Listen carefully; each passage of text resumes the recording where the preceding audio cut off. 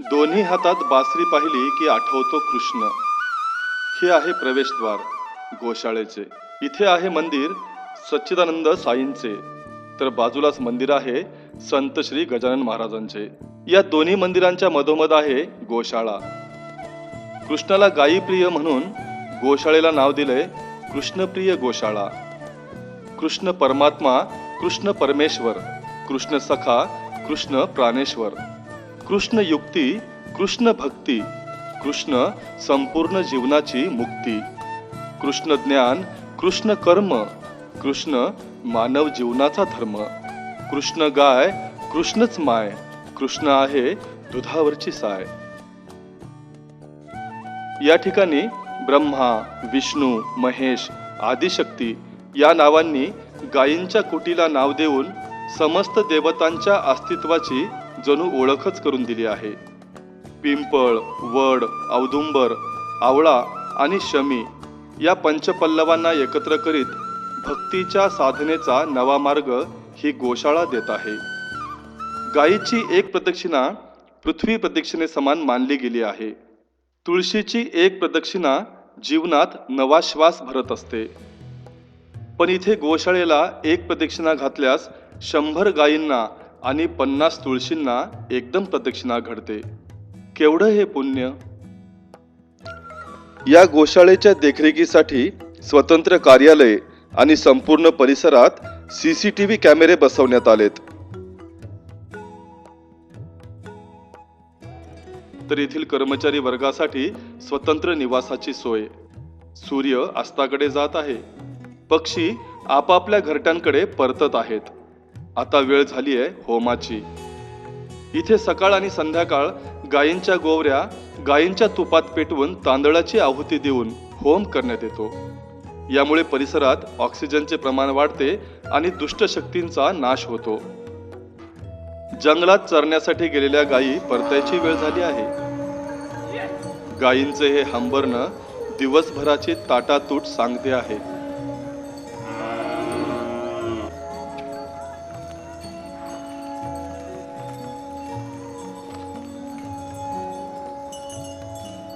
गायी आपापल्या कक्षात परत आल्या आहेत. आपल्या वासरांना पाहून त्यांना आपोआप पान्हा फुटला आहे. गोशाळा कोणत्याही गायीचे दूध काढत नाही. दुधावर फक्त वासरांचाच हक्क. रात्र झाली आहे. आता गायींच्या विश्रांतीची वेळ. भल्या पहाटे गोशाळेचा कर्मचारी गोमूत्र जमवत आहे. मनुष्य जीवनातील साधारण 200 दुर्धर आजारांवर हे गोमूत्र उपयुक्त ठरते.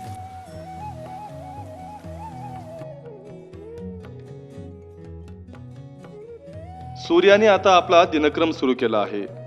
गोशाळेचे कर्मचारी स्वच्छतेत गुंतले आहेत. शेण उचलणे, झाडलोट करणे ही कामे करण्यात कर्मचारी तल्लीन झाले आहेत. उचललेल्या शेणाला वाहून नेण्यासाठी विशेष व्यवस्था आहे. या शेणाचा उपयोग गोबर गॅससाठी करण्यात येतो. गायींना ताजा चारा देण्यासाठी कर्मचारी कामाला लागले आहेत. या हिरव्या चाऱ्यात सुका चारा मिसळला जातो. हे काम कर्मचारी श्रद्धेने करताना दिसतात.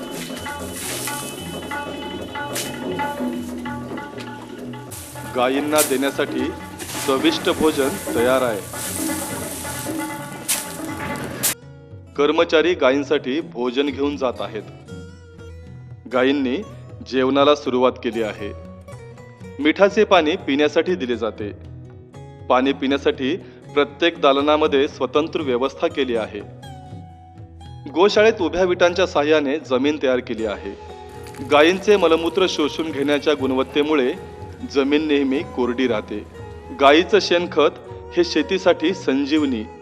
पण जेव्हा यात गोमूत्र मिसळले जाते तेव्हा या शेणखताची गुणवत्ता 1000 पटींनी वाढते.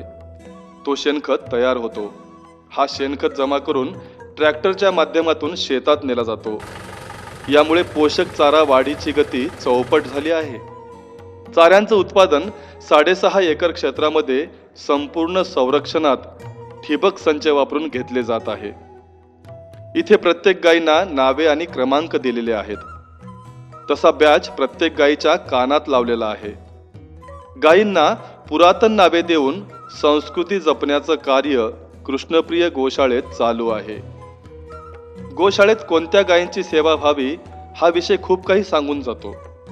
ज्या गायी खाटकाकडे जात होत्या, ज्या गायी अपंग आहेत, असहाय्य आहेत, आजारी आहेत, आंधळ्या आहेत, अशांच्या सेवेचे व्रत अचंबित करणार आहे.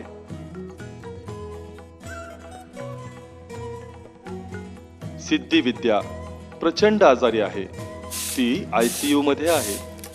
तिची सेवा प्रामाणिकपणे केली जात आहे.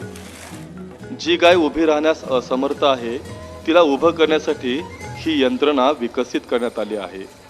आजारी असमर्थ गायींना गोशाळेपर्यंत आणण्यासाठी आणि एका ठिकाणाहून दुसऱ्या ठिकाणी शिफ्ट करण्यासाठी या सुविधेचाही वापर होतो. ही झाडे फळांची आहेत. यात काय विशेष आहे असं आपण म्हणाल, पण ही झाडे त्या गायींच्या आठवणी आहेत ज्या आज जिवंत नाहीत. त्यांचा अंत्यसंस्कार जिथे झाला तिथे तिच्या आठवणीत ही झाडे लावण्यात आली आहेत. दर अमावस्या पौर्णिमेला या शॉवरखाली संपूर्ण गायींना आंघोळी घातल्या जातात. यज्ञ धर्मकर्मात शुद्धीसाठी वापरले जाणारे गोमूत्र इथे विनामूल्य मिळते.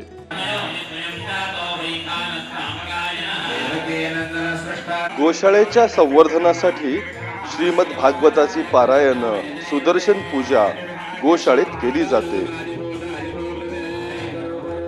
ज्याच्या अंगणी गाय तिथे विठ्ठलाचे पाय ही स्थिती घरोघर तयार व्हावी यासाठी कृष्णप्रिय गोशाळा प्रयत्न करत आहे. श्री कृष्णप्रिय गोशाळा किनवट द्वारा गो विज्ञान तथा पंचगव्य औषधी निर्माण प्रशिक्षण शिबिर. मी अशोक विष्णू गोपटे, राहणार महाड, जिल्हा रायगड.